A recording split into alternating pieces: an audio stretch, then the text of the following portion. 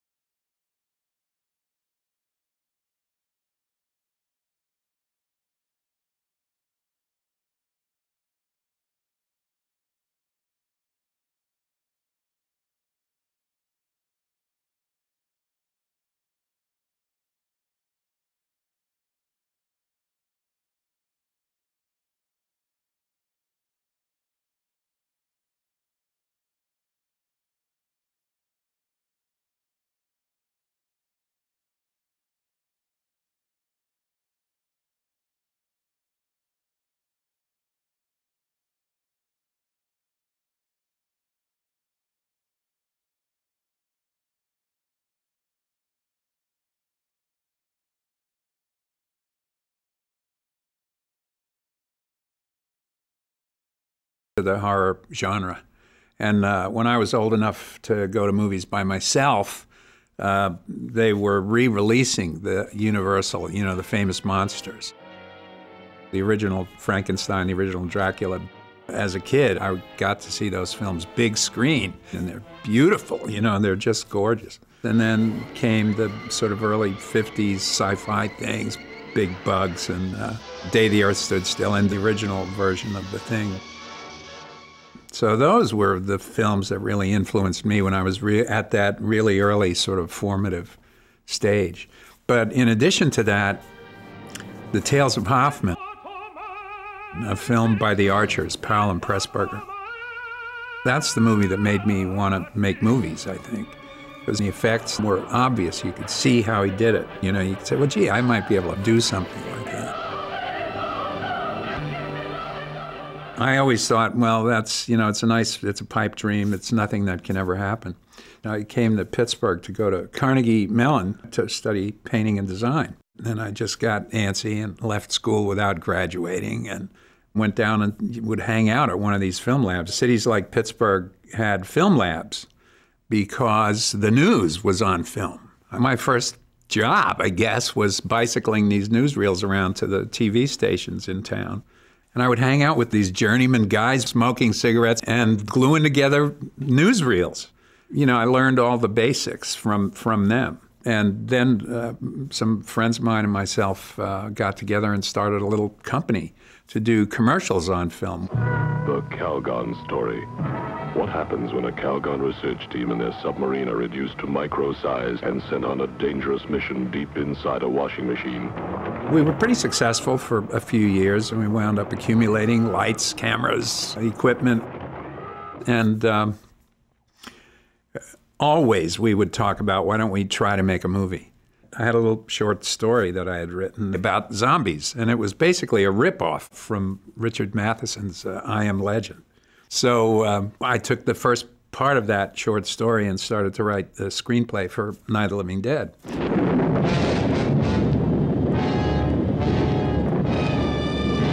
Then we decided to just go ahead and shoot. 10 of us kicked in $600 a piece. And we would shoot for, 3 days, come back, shoot a beer commercial, go back and shoot some of the movie again. It was real guerrilla filmmaking. We lived in that farmhouse. There was no running water. We had to bathe in the little stream out back. This went on for almost a year. So we were just lucky that, all the actors stuck with us and nobody got hurt or killed or anything, and we were able to finish the film. Welcome to a night of total terror. Night of the living dead. The film wasn't very successful right away. It actually returned money over the first 6 months or so, but it never was a huge success. And then it came back. It was sort of discovered in France, and then a few critics in the U.S. started to jump on the bandwagon and say, gee, there's more to this film than meets the eye. Theater owners would show Night of the Living Dead at midnight. People would go, and it became this event. We started to get phone calls from Hollywood saying, you know, can you make another one of those, or you want to come and make a horror movie for us? And I was just resisting completely. I didn't want to get typecast. So we managed to scrounge together a few bucks to shoot There's Always Vanilla, and a few bucks to shoot Season of the Witch, and then The Crazies. But none of those films got seen by anybody. They weren't getting good distribution. And at that point, I mean, I dropped pretty much off the radar because, you know, having taken these several more shots at the wheel and nothing turned out. And you know how Hollywood is. If you don't, you know, if you don't hear about somebody in the last week, well, they must have died or something, you know. I met Richard Rubinstein, and Richard was able to go and raise the money to shoot Martin.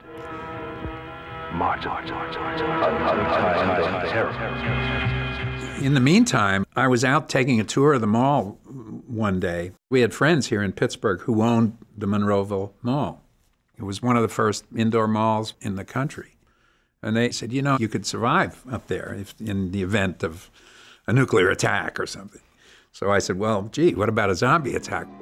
That gave me the idea. I said, this is a perfect way to do another film. Have people trying to escape the living dead, and they wind up in this shopping mall, you know, this consumer paradise. Why do they come here?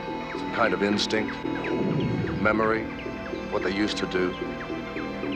This was an important place in their lives. I actually started to write the screenplay, and simultaneous to that,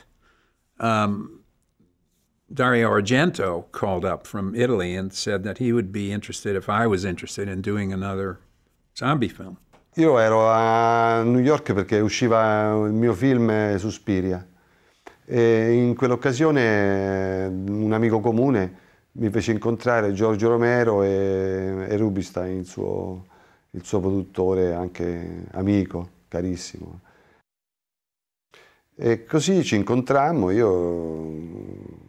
lui vede il mio film, io vidi gli ultimi lavori che aveva fatto, che era Martin, che ancora non era uscito, e così lui mi disse, lui e Rubinstein mi dissero che avevano un progetto di fare il seguito della Notte dei Morti Viventi.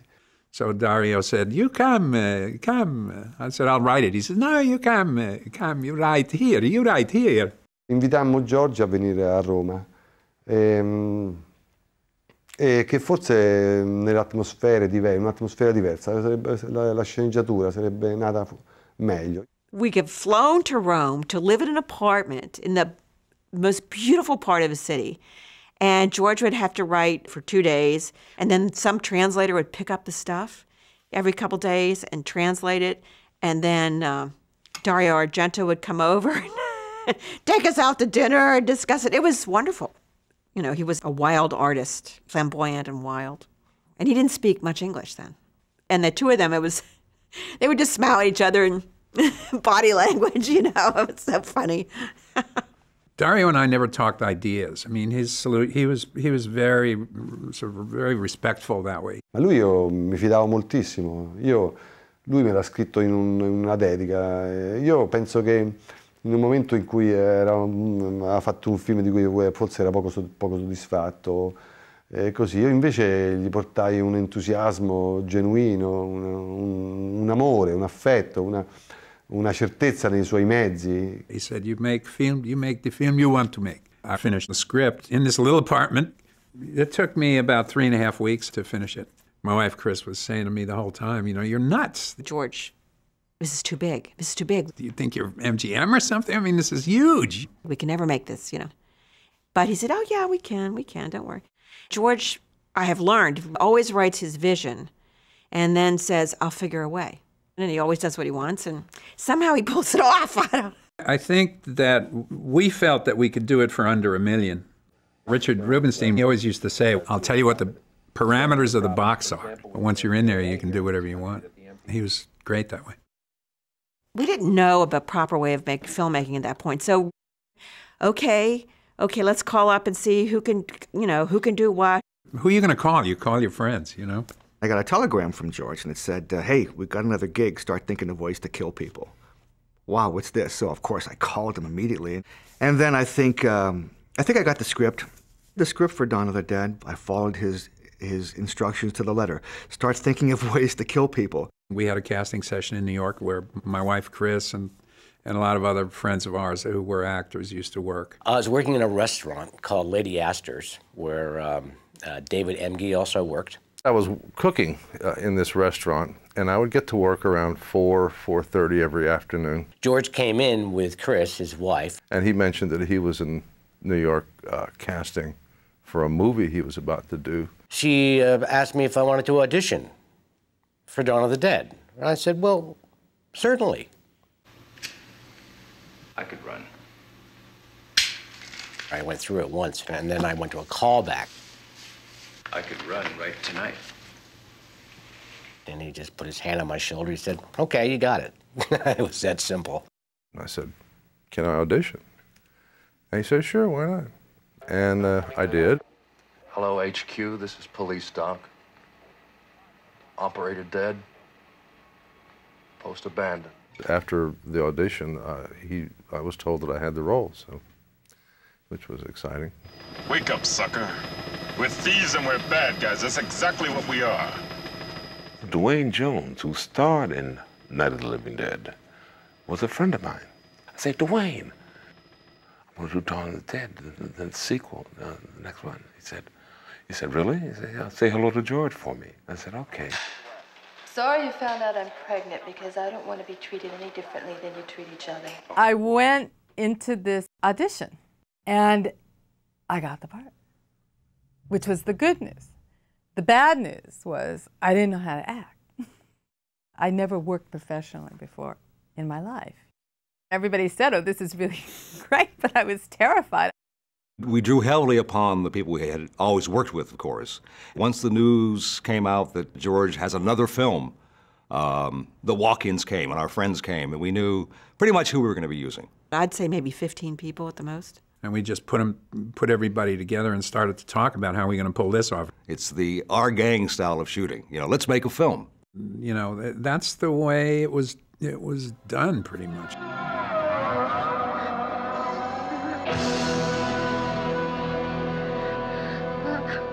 It was the very first day of shooting. It was the first feature I had ever done, and I'm nervous. As production manager, I was just responsible for getting everything together to be where it needed to be at the time it needed to be there.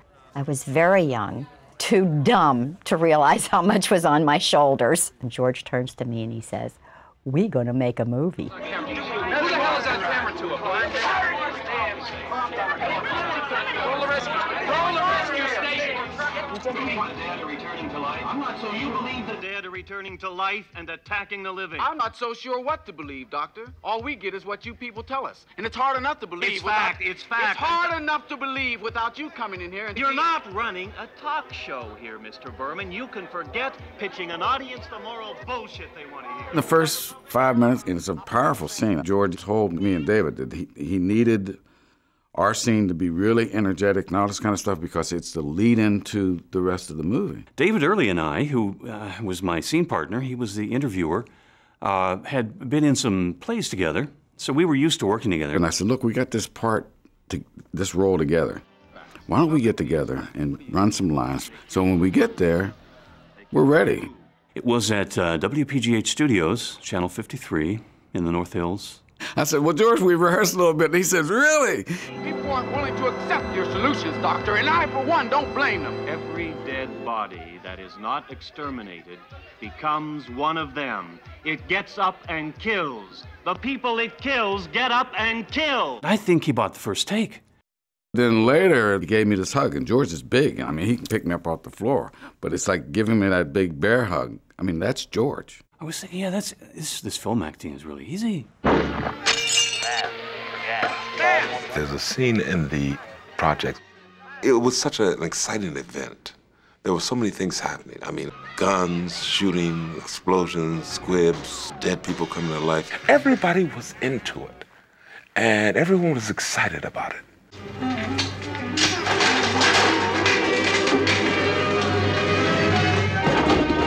Dawn of the Dead was a learning experience. My job was special effects. Take the script and create what's in there as realistic as possible. The script says, blow the head off. We'd read the screenplay and how the hell are we going to do this? We had this rubber head. We filled it with condoms filled with blood, apple cores, shrimp dip, anything on the craft service table went in that head. We sealed it with plaster. So when I would turn it over or open the molds up, I would have this rubber head filled with these goodies. So we did it brown like a Puerto Rican and the afro wig sort of and the goatee. And they said, everybody come in, Tom's gonna blow off the head and we're gonna shoot this head off, They're not doing that. And yes, they are. Oh, great. Let's go see this. We'd all go trooping out there. I'm thinking, wow, okay. Now I got an audience, too. And I remember we cleared the area. The camera was behind me, and I just blasted the head off with that shotgun. It blew up real good.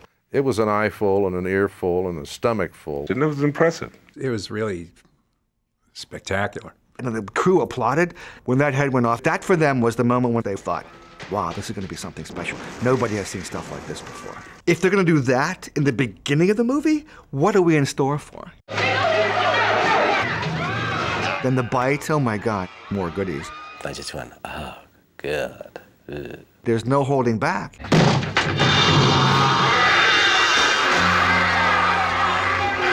And then we're called downstairs to shoot the scene in the basement, and all the zombies are there, and they're eating each other.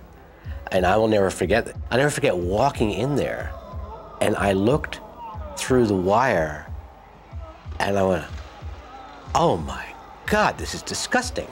But that actually made me sick. I was taken back by it. And I said, my God, this will never play in the United States. The censors just won't let it in. It's too gory. And I looked over at George. I said, George, this is disgusting. He just looked at me. He went, I know.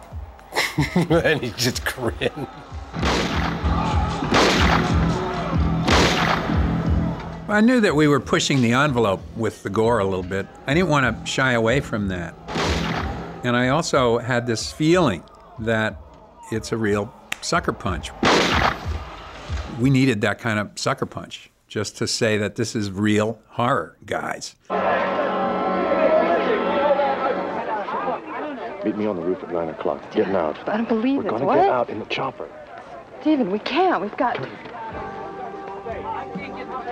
It's 9 p.m. all right. Stephen, we can't. We've got to We've stay. got to nothing, Fran. We've got to survive. Somebody's got to survive. Now, you be upstairs at 9 o'clock and don't make me come looking for you. Go ahead. We'll be off the air by midnight anyway. The emergency networks are taking over. Our responsibility is finished. I love the story, and I think people watch the film and they think, well, what would I do in that situation? I think what really speaks to people is the relationship between the four characters. Roger always felt that he was able to succeed no matter what the odds, no matter what the obstacles are, and that's what he prided himself on, which was also his tragic flaw. I read the script and I said, I can't wait to do this. I mean, you're the cowboy, you're the hero. I think it's every kid's dream to put on two holsters, a rifle, a bandolero around the chest, and I couldn't wait. Loved it, loved it, loved it. I played a guy who was slightly off kilter a little bit. He was just an ordinary guy. He would look silly at times. He'd make wrong choices. He would fail where the SWAT team guys would heroically succeed. In the beginning of the film, Fran was the drag, the weak thing, you know, pregnant, getting morning sickness. On the other hand, she sort of came through as a heroine and not just somebody that they had to take care of. You know, I liked it when Franny got strong. Usually horror films had women running around in underwear at that point, screaming and crying and being chased by the monster. And I think why there's such a respect for this film is because it went to another place. We were at the airport and there was a zombie and George wanted me to scream. I said, I'm not going to do it. I won't scream, I'm not going to fall down, I'm not going to do this, I'm not going to do that. He's like, what do you mean you're not going to? I said, I'm not screaming. I wasn't going to run and scream or cry or do any of that. And Galen sort of woke me up to the idea that that's not necessarily the way it should go. It was early feminist, pre-Sigourney Weaver, pre-Alien, where the woman was the protagonist that hadn't been explored yet in horror films. After that, he never asked me to scream. Maybe he thought I couldn't, so why bother? There were 2 days at the airport. The Monroeville Airport, literally, was a grass strip, one dinky building, and a couple little wooden hangars. And since I was brought in just for this particular section, I didn't have a lot of the continuity of knowing other people who were involved as well. I was trying to ask the other zombies, how's everybody else doing this thing? Basically, there was little direction other than we have this great scene and you'll get your head taken off by a helicopter. The script says the zombie stands up and the helicopter blades take the top of his head off. So again, it was, how the hell are we going to do this? So, well, what do I need to see? I need the guy stands up, head disappears, blood flows out. Well, that's simple enough. The appliance that Tom had put together added about 2 inches or so to the top of my head, and he was able to build out around with a foam type of component. Then I sliced it in many sections and attached each section with varying lengths of black fish line. Laying in on the top of my head were 2 tubes, which ran then down my back and all the way down back through the bottom of the pants legs. And 2 guys behind the boxes with the hand pumps filled with the blood, and those were in place through the walking sequence and so forth. When I got onto the crates, the helicopter wasn't running at the time. The blades were animated in later, you know. I just handed that fish line to a guy and said, run. And when he ran with the fish line, Jim's head unraveled. And then we just pumped blood in through tubing up Jim's legs to the headpiece, spraying out of the head. That was it. That was a take. When I shot the kids at the airport, Tom Savini's nieces and nephews, I think, I didn't enjoy that. No, didn't enjoy that, shooting the kids. Thought that was a little crazy. Jesus. It's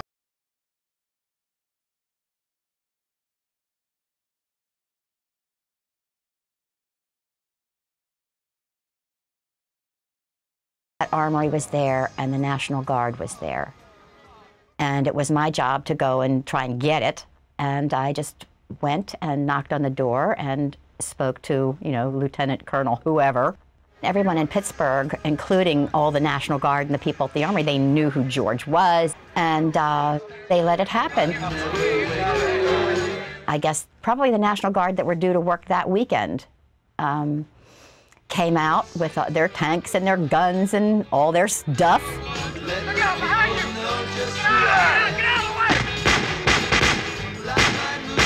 It's funny how Pittsburghers, you know, they just got behind everything. And it became this sort of, you know, fun thing to do. It was an event.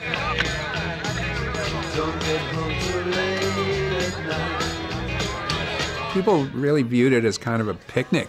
Everybody was very enthusiastic. I never treat a woman right, 'cause I'm a man, 'cause I'm a man. I like to be the center of attraction. It was great. George was so happy, you know, right?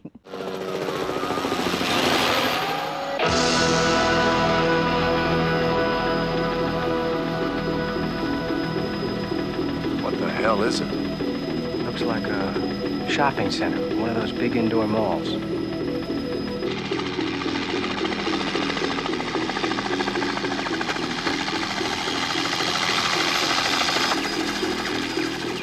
Once we started in the mall, it became a whole other kind of filming. We were up at, you know, breakfast was 4 o'clock in the afternoon. Then we'd all gather down in the lobby of the Bigelow Hotel, and we'd all get in the car and drive out to the mall. We were supposed to arrive at the mall about 7 o'clock, and it'd be full of people. A mishmash of things going on. I would make up the appliance zombies or think about what effects were going to happen that night. We'd all be planning or trying to rally meetings with people about, okay, what we're going to do tonight. We needed everybody to put in 120%. I typically would arrive very early along with Tom Dubinsky and start loading magazines and looking at gear, cleaning lenses. And they'd start rolling camera, I think, like 10 o'clock. Then you'd work all night. And continue shooting until morning. It's a little difficult, you know, to adjust to in the beginning. We were just so immersed in doing the project that it was, you know, I don't even, you lost time. We were just doing it. That's all it was. And there was no other life. I don't remember not working other than sleeping. Some of us had to work all day to get ready for the night. The elixir of choice, by the way, was coffee. Watch your boom, Stu. We always had styrofoam cups of coffee. We used to jokingly say George never ate, never used the restroom, only drank coffee. And that's real Jack Daniels, which we enjoyed because it was cold as crap in Pittsburgh at that point. Inside, we were like shaking like this. It was so cold. I'll never forget it. It was like freezing cold. It was the dead of winter. We had one night that it snowed. It was getting a little late. When's lunch coming in? It's not coming in. So what do you mean it's not coming in? We're snowed in. They can't get here. I said, what? We typically wanted to wrap out by about 8:30 at the latest because the mall reopened. So we shot some incredible hours in terms of working around the business schedule of the mall. And it seemed like it went on forever. Working 7 days a week, 24 hours a day. And really, for not much money. I mean, no one made anything. But everybody was up. No one was ever down in the dumps or depressed. Everyone always maintained a high spirit. We all got along, and it was all a big adventure. I try to make it as much fun as I can for people. You know, we're not doing surgery. You might as well have as much fun as you can. And I love to work collaboratively with people. I mean, if you have 20 people in a room, you want to hear their ideas. He listens to everybody, craft services. I remember George showing the Federal Express man the budget of a motion picture. And he was very free to share the responsibilities of creation. George would come onto a set, he would say man, we're going to be shooting in this direction, and we've got a group of zombies coming this way, and he'd walk away. I would start designing a shot. Then George would come back and say, how's it look, man?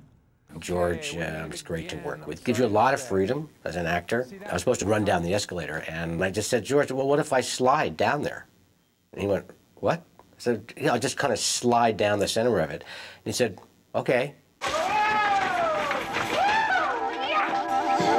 He was always flexible, you know, to try something else. What I soon realized was that I was being directed in this horror film by this incredibly kind man who would let me do pretty much anything that I wanted to try, and you never wanted to feel like you were letting him down.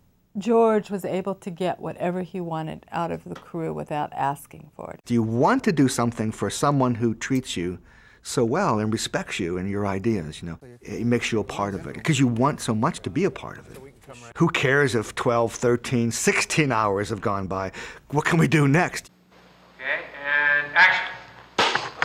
The mall itself was like this huge playground. If they wanted to get into a store or something, some guy would show up with 1,000 keys and open up J.C. Penney's. We really had no adult supervision. You kids have a good time and turn out the lights. It is an unreal feeling to walk into a mall and to own it and inhabit it. You're walking around the mall, in and out of stores. Nothing was closed off. Obviously, there had to be insurance, and we had to be careful, and we weren't allowed to, you know, rob the bank or wipe J.C. Penney's out. And then don't forget, the atmosphere was Halloween every night. We're doing stunts, we're making people up, you know, having a blast in this playground. It was just a dream existence, you know. I couldn't sleep. Life was so boring compared to being on the set of Dawn of the Dead. I got a call from Ms. Zilla Clinton one afternoon saying, we have a continuity error and we need somebody to come out and just do a bit gag. You know, would you do it? I said, okay, fine, I'll do it. Scotty's running from one end of the store to the other. Problem is, coming towards us, he has a sweater on, wrapped around his waist. Going away, in the confusion and the chaos of just getting it done, the sweater was not on. So somehow he had to lose the sweater so the cut would work. And the cut works because I'm standing there and then I grab him, wrestle him to the ground, and in the process I rip it off. Tom had a retractable screwdriver, which he promised me wouldn't go into my brain. And it had a tube. And as it went in, he pumped the little ball and flooded my ear with blood. I still can't hear you. The effect came off great, and it's probably the thing I'm still most known for, no matter what I do in my career. Being a screwdriver zombie is what everybody remembers.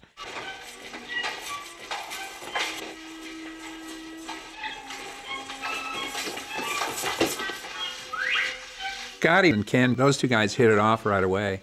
And seeing the two of them, there's a little guy and this big guy, I just think it's pretty hilarious. What do you think? Bag it or try for it? You game? I need lighter fluid. You got it.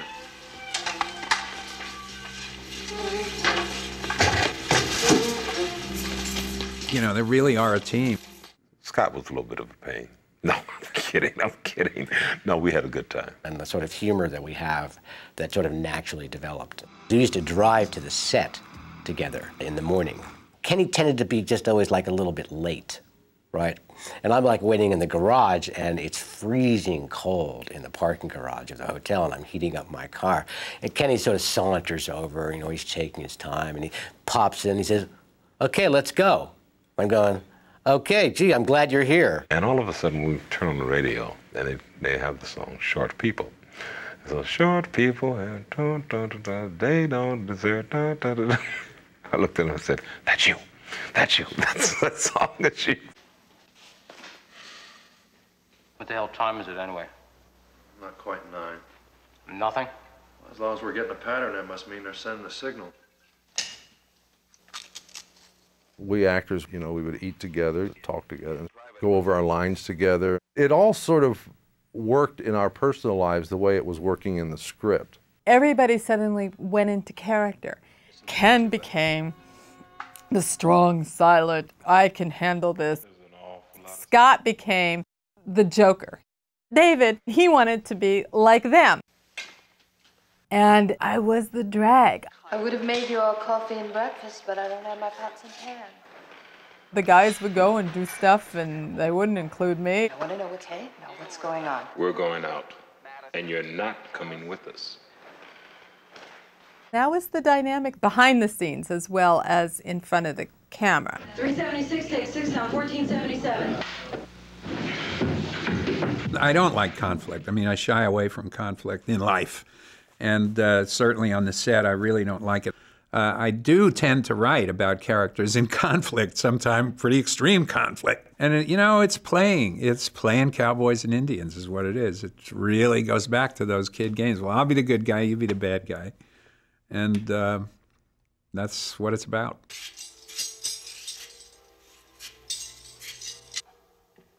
I looked at my dailies, and it was appalling. I was sure they were going to fire me any minute. Stephen? I didn't have a clue what acting on camera was, and I'm trying to figure out what am I going to do. So I was going to an acting coach whose name was Mira Rostova, and Mira was this fabulous old-school Russian acting teacher from Moscow Theater School, little tiny bird-like woman, and what she had was a scene class. And everybody would come on Monday nights, and they'd read a scene from a play they were working on. And, you know, other people are bringing in Seagull, and other people are bringing in, you know, Hamlet. So I thought, okay, I'm bringing in Dawn of the Dead. She goes, okay, what do you got, Galen? I can't believe I did this. And I said, well, this is the thing, and I'm in the shopping mall, and I'm being chased by this Hare Krishna zombie. And she goes, what is a zombie? You know, and I said, well, it's a dead person who walks around and tries to eat flesh. It eats human beings. And she's doing this incredibly seriously, as if it was, you know, just another classic that she had to deal with. You must do surprise here. You must do terror. Then I started bringing her scenes from Dawn of the Dead privately.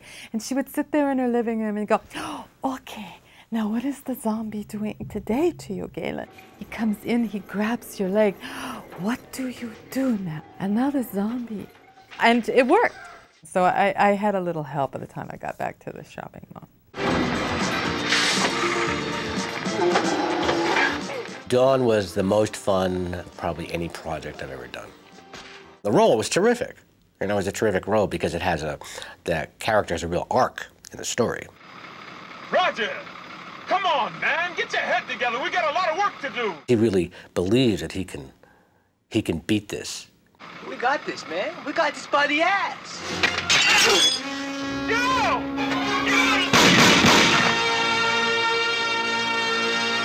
He was wonderful in that, wasn't he? In that scene. It's great, great, great bit of work there.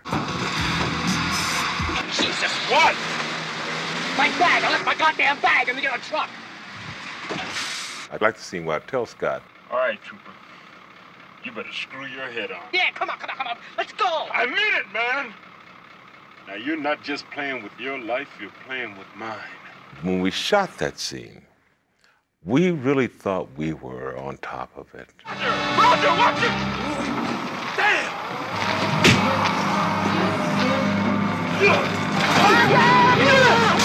The emotions were going, we felt good about it, we were committed to it. That's it, man! You gotta deal with that leg! Man, I'm dealing with it, man. I'm just dealing with it. Don't you worry about it.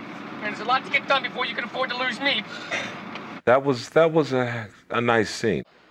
There was a feeling as we were making the film that this was different and it was special.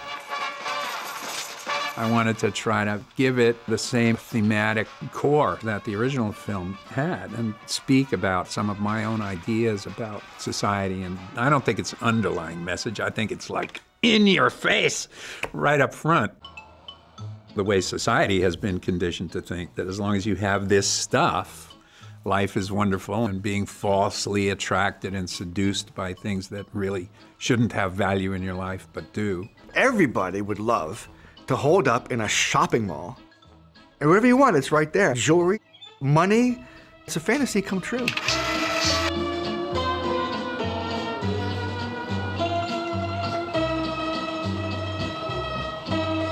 Whole satire of the consumerism. I just thought that was so interesting how, you know, George was tuned into that. And George had the beat on that in the late 70s when shopping malls weren't as popular as they are today. I was really surprised by the intelligence of the script. It's a reflection of who we are, and it's funny. Dawn of the Dead, in my mind, is much more comedic than it is scary. I don't think it's a scary movie. It's a comic book. It's a romp.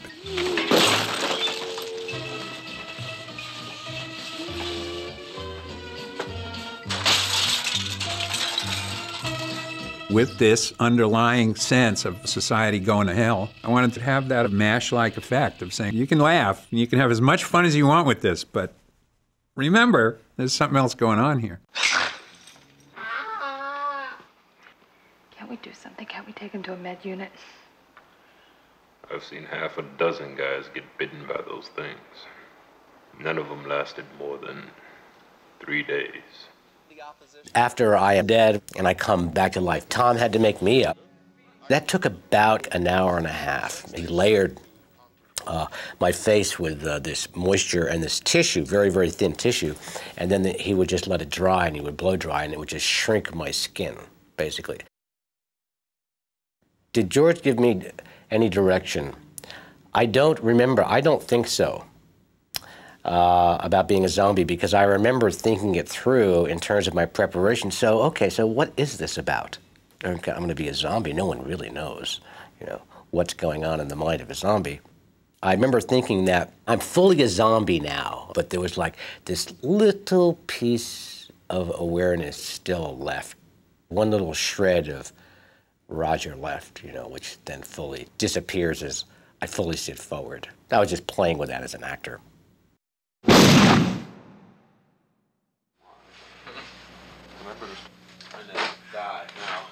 We never had problem recruiting zombies.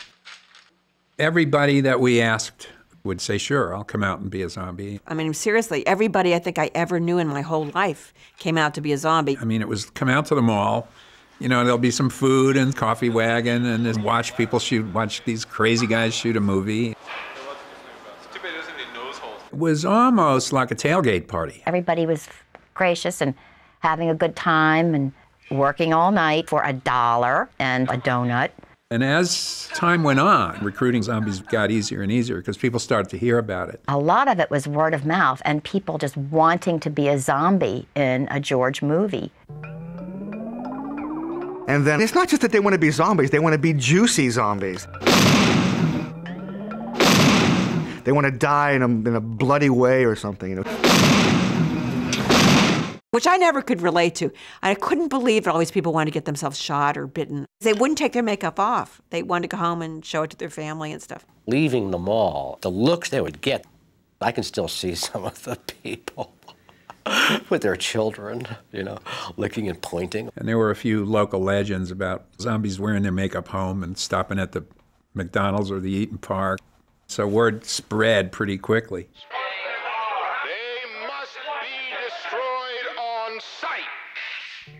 Tom had to make a decision about what color are these zombies going to be. Night of the Living Dead was a black and white movie, but this is a color film. My solution to the zombies was everybody just should be gray, you know, which was not a good idea. Sometimes it photographed green, sometimes it photographed blue, so I don't think anybody was ever really just gray. But that was the solution. Mainly it was me just slapping gray pancake makeup on. And on big zombie days, we brought all our friends in to slap this gray makeup on them. I'd be slapping on scars and gaping wounds, you know, or, you know, false teeth or something. Generic stuff that we just threw on people, and luckily it fit. And later on, my friend Tasso came in and helped me do makeup.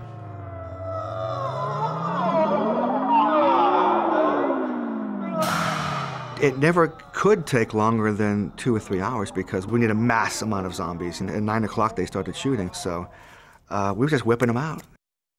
I was the nurse zombie. I remember how excited I was going to the set, and I couldn't wait to get there.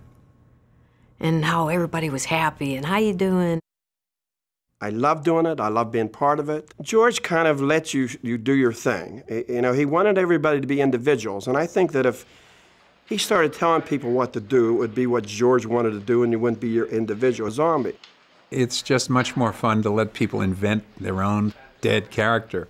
And some are very inventive. Some of them really do interesting, quirky things with their bodies. He let us do what we wanted to do, and let us take it from there. And you had to stay in character as a zombie. You couldn't change and be a different type of a zombie. When you made your movements, you had to be the same type of zombie all the way through the film. And so you can't, the concept of how you are and how you have your eyes and how you walk and so forth, you make that up yourself. I just imagined what a zombie would feel like. It was a blast. Everybody was laughing and howling and having a good time, and it was hard to keep a straight face. They were troopers. There were some real trooper zombies on Dawn of the Dead. They were a staunch bunch, yeah. My sympathy always went to the zombie extras in this incredible sub-zero temperature. That fat guy in the bathing suit. I mean, he was in a bathing suit in the dead of winter. And then he comes inside and gets shot and falls in the fountain. That guy was so cool, the bathing suit guy. George would get connected to certain zombies. For instance, the nun in the shopping mall. The nun's habit is trapped in a door. She can't get out. And I'm about to shoot her. And George came over and he goes, don't kill her. You gotta let her go. And I said, what do you mean? He goes, you can't shoot a nun. So we let the nun go, and I just opened the door and let her have it slide out. You know, it's like an animal. It's not inherently an evil thing. He had a very interesting take on what was okay and what was not, and very Catholic. We had worked with Mike for years. When you have a long-term relationship with somebody, you don't have to sit and ponderously and talk about style or about intention or anything else. We could talk in shorthand about things. It was like talking to a brother. I was very much in tune with the director and his script. There was a kind of joy, personal joy I had in understanding his vision and his style. And he worked like a fiend on this. I mean, to make the number of setups that he made. Sometimes he was on a dolly, and then there are some handheld scenes. He was just able to take that old BL and sling it on his shoulder and walk around. But it wasn't Steadicam, it was Mike's muscle power. We designed a very loose lighting style, so we wouldn't be bogged down with those big moves, which are typically lighting. If you had to, you know, spend 2 hours lighting every setup, it would have been absolutely impossible. And we stayed very, very portable, shooting quick and dirty, so to speak. Okay, Mike. Okay, just watch as you're going up. Just watch that. That stuff is all completely secure. I mean, Mike's just this tireless guy. Just a terrific, diligent shooter. I mean, his stuff looks wonderful. We shot a lot of coverage. I used to call it the cover your ass style of directing, which is just get a lot of shots and don't move the camera a lot.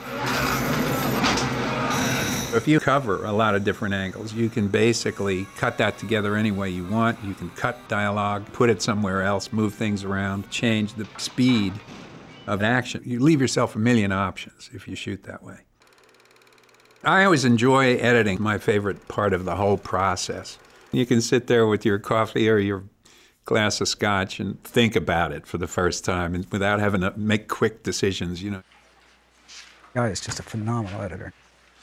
I would sit and just watch him physically work, and then he worked on this little movie scope. Worked on this little 2.5-inch square thing. He'd run the film through there, and he would just cut all of these shots and hang them all over the room. And then he would go through and just pull them like this and use a scissors to cut in tighter than you could normally do it between frames, and then put tape over it. And it would be a perfectly cut sequence with overlap, with action that matched.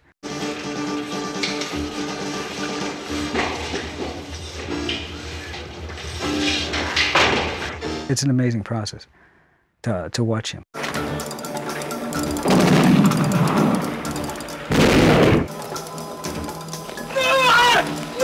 Well, we couldn't have made this movie without Tom Savini. I mean, he's so energetic and he's so inventive. And he's just got a terrific sense and glee whenever he's got an effect ready and brings the stuff out on the set. We all sit there waiting like kids waiting for Christmas to see it happen. And if they don't work, he's got something in his hip pocket to try it again in a simpler way, and he'll never leave you without something. He's invaluable that way. He was a real showman, and he could lift the spirits of a set just by his very presence. Savini was a very talented guy that was crazy and thought he could do anything. We were pumping out 300 or 400 zombies, and, you know, I was doing stunts on the film. I was never officially a stuntman, you know. But I was a gymnast, you know, in high school. And there were some stunts coming up, you know, so I said, you know, I could do that stuff. I used to carry a sleeping bag around with me at the mall. Because, you know, 7 o'clock at night till 7 in the morning, you know. If you're not doing something, it's nice to catch some Z's, you know. Invariably, somebody would wake me up. Tom, it's time to do a stunt. Tom, we need some more zombies over here. So that's what made it Halloween, though, because, you know, I'm doing all these things. Wow. They must get in through the roof. Son of a bitch. What do you think? Go hit him now or tonight? Tonight.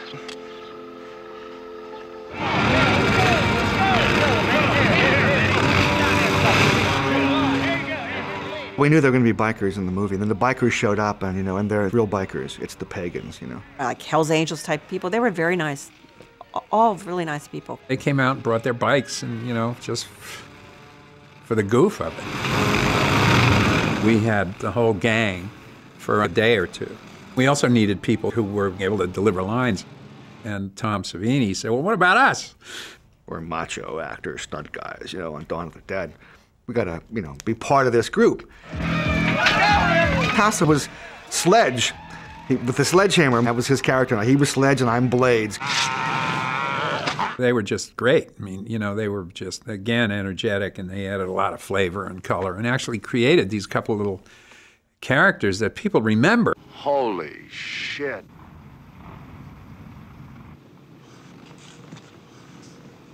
They'll get in. They'll move the trucks. There's hundreds of those creatures down there. Come on, man, that's a professional army. Looks like they've been surviving on the road all through this thing. The biker invasion was actually over 2 nights. We did some preliminary shots of the approach. The biker invasion was very surreal and very, very loud.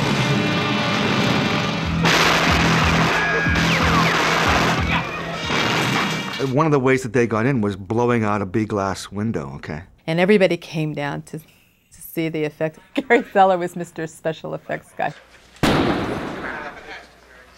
Gary's whole idea was bigger, better. They put too much explosive power behind that bomb.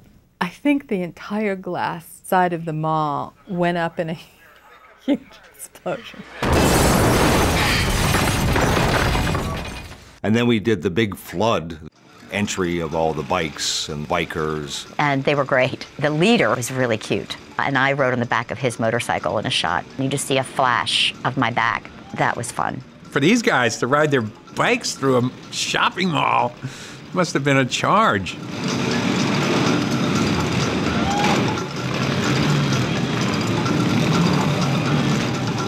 They did everything we asked, whipping around the mall in their motorcycles. It was kind of hard to tame them down. When they first rode into that shopping mall, the sound was unlike anything I've ever heard. I mean, it was just incredible. Because, you have all this marble and all this, the echo, there's just a noise of just reverbing and coming back into each other. And I have the headsets on, and I thought I was going to go deaf. It vibrated the whole building. Of course, it blew off all of the burglar alarms. It was one of those stunning moments, where you say, what have I wrought? Well, it really was our biggest event. Because now we're talking probably literally 500 zombies, plus bikers. It was chaotic, and it was probably as close to combat photography as you can imagine, because we did have 2 cameras and we just ran around shooting the chaos. Communication was almost impossible. George and I lost total communication. I didn't know where George was. He just kept rolling. George came to me and said, I'd love to see a biker go through a storefront window. Yeah, sure, I'll do it, So they built the plate glass window and they laid it out on the floor. And I don't think the floor was even because the glass poured up about that thick, okay? It was like going through a brick wall. But the motorcycle broke it, the bike went out from under me and I hit the ground. I should have been paralyzed. I should have been killed, perhaps. I show this accident to people, oh my God, you broke your neck.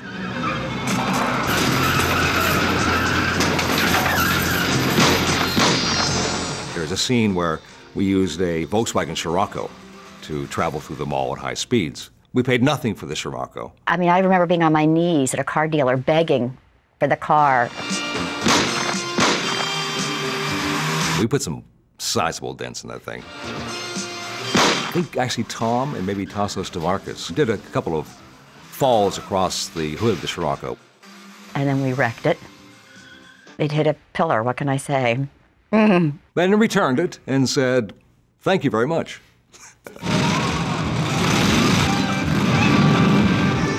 At that point, I said, this is so nuts. What don't we have? We don't have a pie fight. Let's have a pie fight with the zombies, We may use it, we may not. But it's good for a laugh. So, okay, it's pie fight. There were pies. The seltzer bottles, and suddenly we're the Three Stooges. And I remember people sliding around on the whipped cream and eating it and laughing.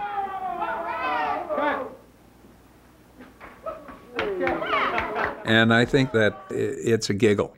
I thought it was horrible. Well, I just thought it was over the top, ridiculous. But you know what? Obviously, I was wrong because people love all that stuff. You know, so I'm glad he doesn't listen to me. You know. Fly boy. Fly boy. Fly boy, where the hell are you? We took it. It's ours. God damn it, Flyboy, what the hell are you doing? We're starting to get near the end of the film. I start realizing that a lot of the PAs and grips are getting, you know, small parts as zombies and bikers. I'm thinking, you know, I'm kind of being left out of the situation. So I lean over to George and say, hey, George, you know, I'd like to do a zombie. 24 hours later, I'm getting this machete in my skull, getting kicked across the floor, and I'm enjoying every minute of it. My thing was always to use the real actor as much as possible. We could have chopped a fake head with a machete, but somehow seeing the real actor who can react, it's the real deal, you know. I'm grabbing on his pants and I'm raising myself up and I'm going in for the bite. When Tom Savini comes down with the machete, camera cuts, okay. Then they take the one with the whole cut in it, they place it in my head, camera rolls. He pulls it out. Then they print it in reverse. Say goodbye, Creed. And it worked. It was a wonderful effect.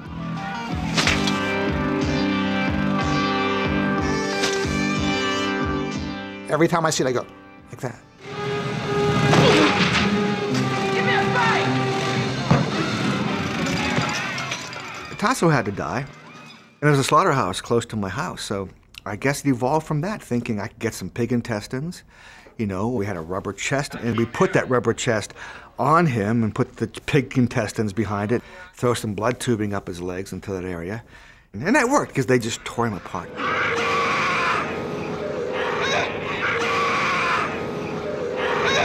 Those intestines coming out, they are some clean intestines, and that's because Tasso just washed them, rinsed them, you know, and scoured them under hot water, squeezing them and getting all the goo off them, because they were going to go against his skin. When they come out, they are pristine. It used to astound me that zombies would argue over who got to eat, something I wouldn't want to come within 10 feet of. People would fight to be the one, I'll eat that, I'll do it, I will, let me.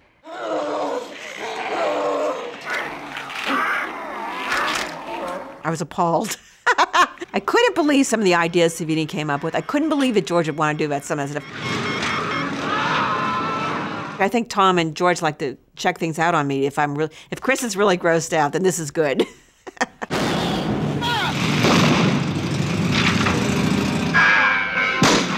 My stuff has the reputation of being very realistic. My time in Vietnam had a big influence on me as a combat photographer in Vietnam. And that's what I try to put into the effects that I do.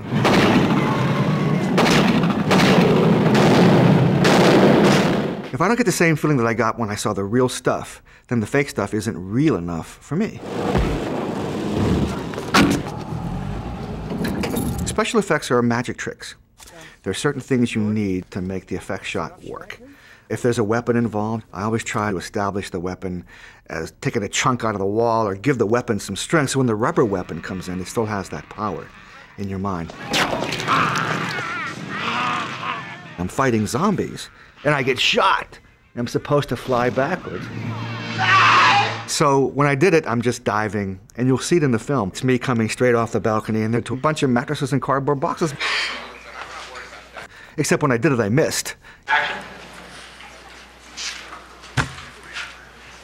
My feet went slamming into the ground, and my heels. George runs up and shakes my hand, and that's all I needed, you know. Acknowledgement from George, he liked it, great, let's move on, what's next? Being the zombie was something I could just like grab onto. I sat there for weeks and weeks watching all of these people coming up with their zombie. And I'm thinking, what am I going to do? I had to come up with something that was distinctive enough. So I thought, okay, now what happens to this guy? He gets bit in the neck, He's bit in the leg, he's shot in the arm. So basically, the zombie image came out of the wounds that he received. First time the elevator opens and I come out, it was showtime.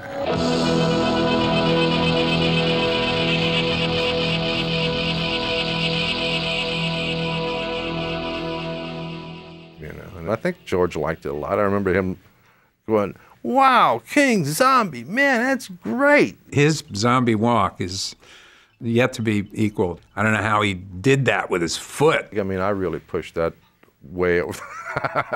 And I love the thing with the gun. He's not even aware that he's got a gun hanging off his finger. Those were all things that David invented. His body language, it's really worthy of Lon Chaney. And I was very much at home playing the zombie. I mean, I just had a hoot playing a zombie. I really did.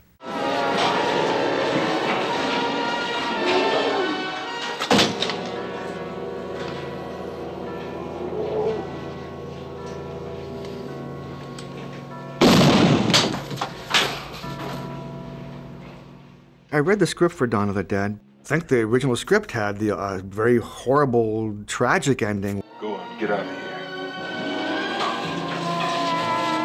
The zombies are coming up, and there's really no place to go. Get out of here.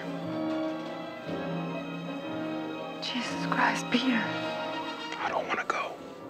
There's no reason to fly off anymore in a helicopter. I'd shoot myself in the head with the Derringer, just end it all, you know. I just give up and put my head into the helicopter blade and kill myself. That was, I thought, a particularly strong ending. At the same time, I could understand why they thought that would be too difficult. I'm sure I was always saying, "You can't kill everybody, you can't do it." I say, "George, it is too much fun to wipe them all out."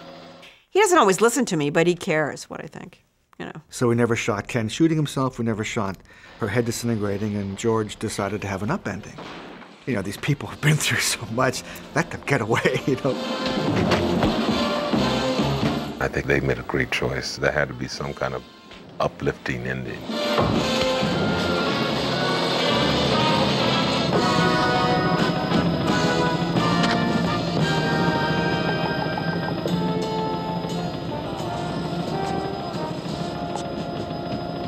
How much fuel do we have? Not much. All right. I love that swell, the strings when they fly away in the end. You know, I mean, how can you live without that, man?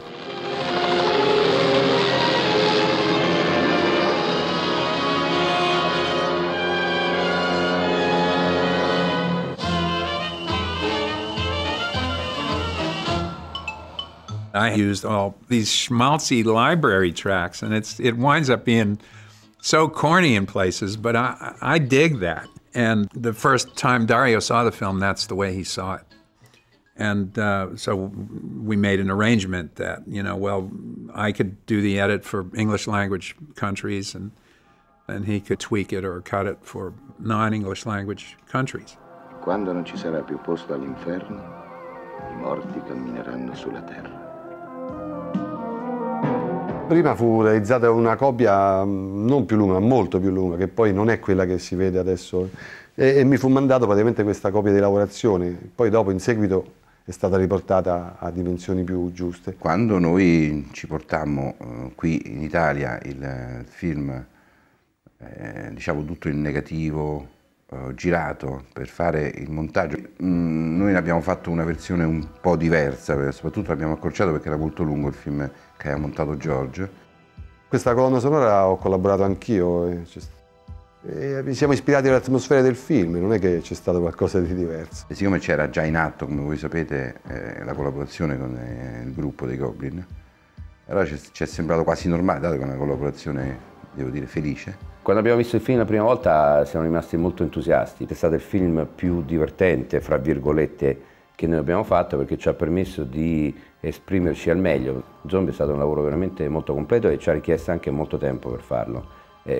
sempre con la supervisione di Dario, che anche lui ci dà dei consigli. Sai, il film è stato veramente un successo inaspettato. La Titanos non si sarebbe mai immaginato un successo di questo genere, noi non avremmo mai immaginato un successo estero di questo tipo, che ha superato di molte volte, gli incassi hanno superato di moltissimo l'investimento che noi abbiamo fatto.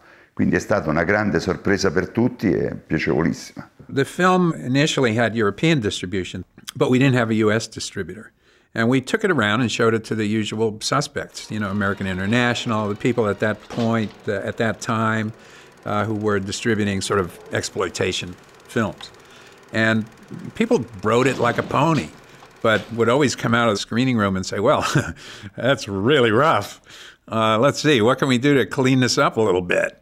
But Richard and I both believed that this film's best chance at success was to let it be as strong as possible.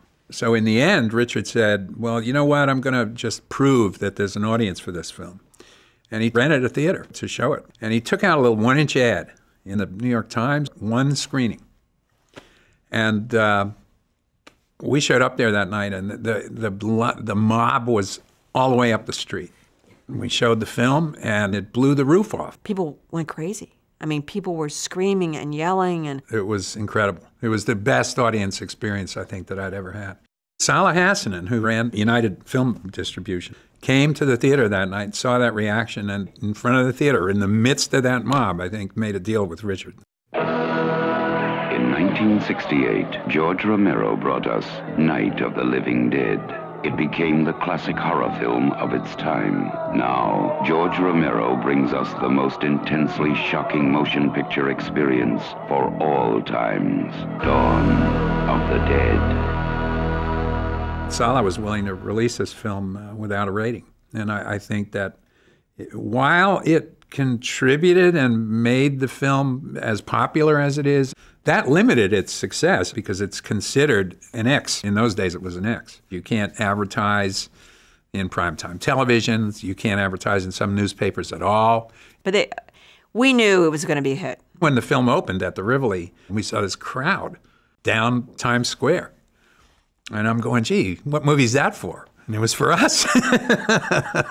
It was a very exciting time. I was thrilled to see it with an audience, but it was at that point I realized what we had done. We had frightened the hell out of people. The reward for me was picking somebody in the audience and just watching the evolution of their heart attack. For some people, it was too much, I think, I went to see Dawn of the Dead when it opened at United Artists Theater in New York with my grandmother. I told her not to come. I warned her ahead of time. She said, no, I'm coming. So I sat with her. The guy's head was blown off. She just went, oh my God. And I said, you want to go now, don't you? She said, yes. So I escorted her out quickly.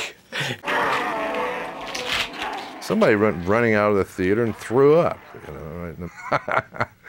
So, early on, the legend was born. I know it was too much for Chris Romero, I was like, oh my God, what will my dad say? You get a varying degree of reactions depending on who's watching it. Some guy's getting his head chopped off with the helicopter. People are like, yeah, show us more. I wasn't really surprised at the reaction. Your hero on one hand and the devil on the other hand. And I was satisfied that we'd made a film that pays off on several levels. Horror fans dig it. People that want its message or its satire dig it. It's a fun ride. And I knew that if we'd done anything at all, we had made a crowd pleaser. Those were golden days because we were so unrestricted. And I think that those films reflect that kind of freedom. Somebody was actually paying me to go play with electric trains, Oh, I thought it was great. I was so excited to be part of it, and everything was just so fun and exciting. The only bad part about that is we thought all the movies would be like that. Salah wanted to do a sequel right away. And I said I wanted to wait. I had a script called Night Riders that I wanted to make. And we had developed a relationship with Stephen King. And Steve wrote Creepshow. So our plate was pretty full. Eventually, we made another zombie film. But it had, you know, smaller distribution, and it didn't do any business. So we may have hurt ourselves a little bit there. But that's the way it went.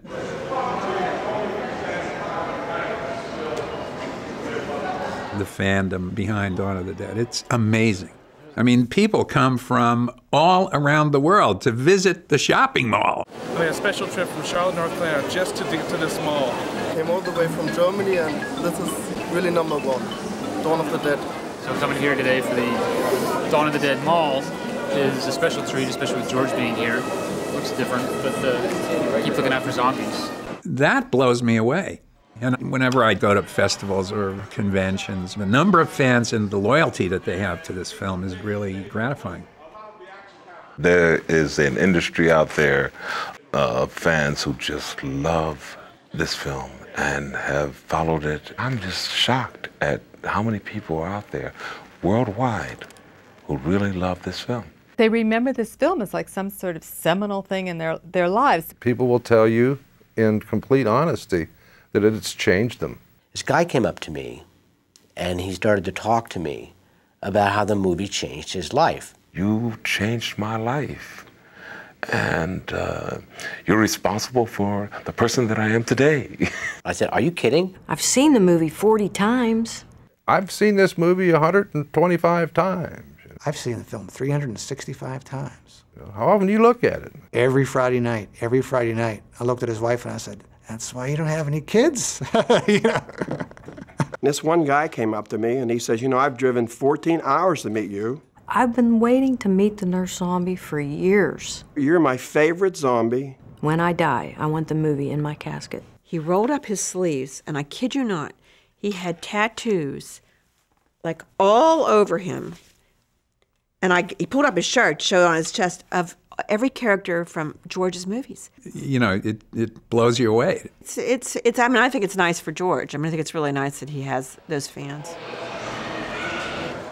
Dawn of the Dead did a lot for me. I mean, I got Friday the 13th, the first Friday the 13th, because of Dawn of the Dead. And it began the splatter craze. I worked from movie to movie. I worked for a long time, and Dawn had a lot to do with that. You know, a lot of the jobs that I have with the Michael Manns and the Marty Scorsese's all come out of the fact that they respect George. It's been so easy for so many of us who came to Hollywood from Pittsburgh. We've all done quite well, and that's thanks to George. He really mentored, and he may not even have realized he was doing it. That feels better. And you think, who is this person who makes these horrible movies? It's this lovely, bright, sweet man that, yeah, you give 110% for because you want to. He's one of the best people I've ever known. As I look back, I'm happy I made the choices that I made, and I'm very comfortable with sort of my body of work, if you want to call it that. I think I'm still considered by Hollywood mainstream as being a maverick. What's that guy going to do if we give him money? Cut. Freeze. Cut. As long as I can keep doing it, I'm happy as hell. You know, that's really all I've ever wanted to do. Yeah, let's go again. But there's no doubt in my mind that there's a market for a fourth film. And particularly these days, this seems to be sort of the year of the zombie or something. I mean, there are all these zombie films coming out, or have been out, or that are coming out, including a remake of Dawn, which I didn't have anything to do with. The fourth film, as I have it written, is basically about ignoring the problem. It's sort of like trying to live with terrorism, you know. And I think it does sort of reflect sort of what's going on today, you know. It's a little bold and a little more expensive. I might have to shoot a couple of versions. So if it all works out, fine. There are some hardcore, true zombie fans out there who are just waiting for the next Romero zombie movie, you know. And all these other ones are just warming them up, okay?